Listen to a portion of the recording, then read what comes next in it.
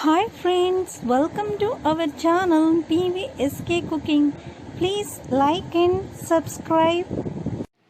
మనము బీప్ పిండి పిట్టు తయారు చేసుకునేది చూద్దాము. 3 యాలక్కాయలు, కొబ్బరి, బియ్యం పిండి, 4 స్పూన్లు నెయ్యి, అరకిలో బీప్ పిండి ఉంటుందండి. ఇది బీప్ పిండిని వేయించుకోవాలి. కొంచెం దోరలుగా వేయించుకుంటున్నాము పొయ్యి మీద పెట్టి.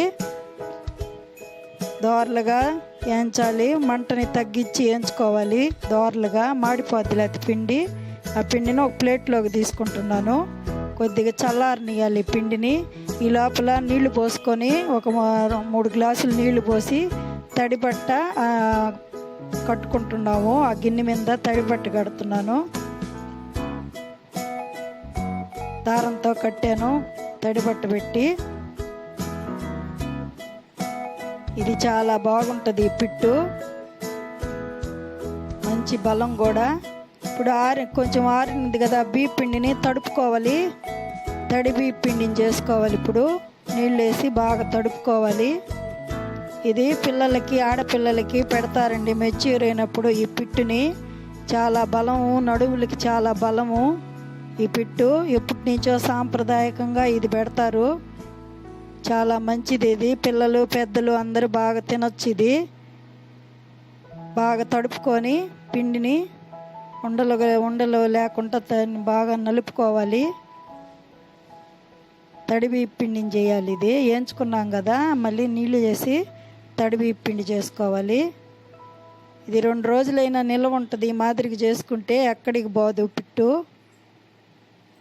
బాగా నెయ్యి పోసుకొని ముద్దపప్పు వేసుకొని కూడా తింటారండి ఈ పిట్టిలో.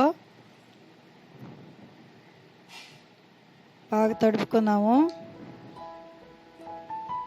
ఇప్పుడు వేరే గిన్నెలోకి తీసుకొని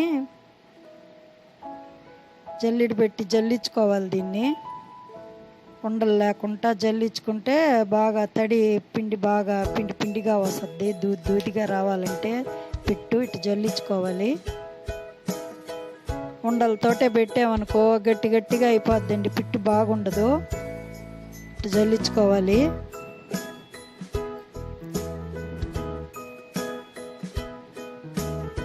చూడు, తడిగా ఇటు రావాలి పిండి. జల్లించుకున్న పిట్ని మనం తడి పట్టు కట్టుకున్నాం కదా, ఆ గిన్నె మీద పెట్టుకున్నాము.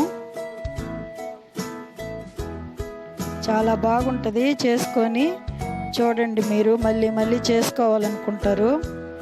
ఆరోగ్యం కూడా ఈ పిట్టు తింటే. 4 వైపులా తడి బట్టని మళ్ళీ మూసేయాలి పిండి మీద. పైన ఒక గిన్నె బోర్లిచ్చుకుందాము ఆవిరి పోకుండా. ఇప్పుడు పొయ్యి మీద పెట్టి ఒక అరగంట ఉడకనిద్దాము.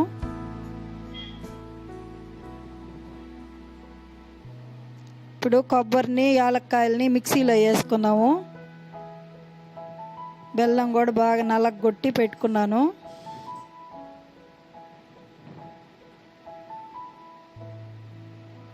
ఇప్పుడు ఉడికింది చూద్దాం. అరగంట అయింది.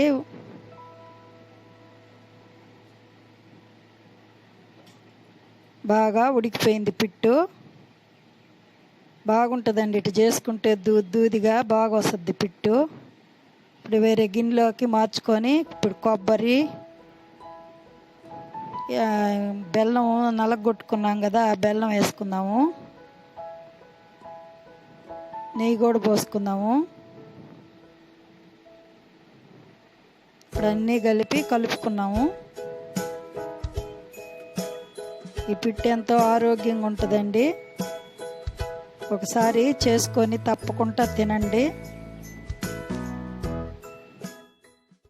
ఫ్రెండ్స్, మీకు ఈ వీడియో నచ్చినట్లయితే లైక్ చేయండి, PVSK కుకింగ్ సబ్స్క్రైబ్ చేయండి అండ్ ఈ వీడియోని షేర్ చేయండి.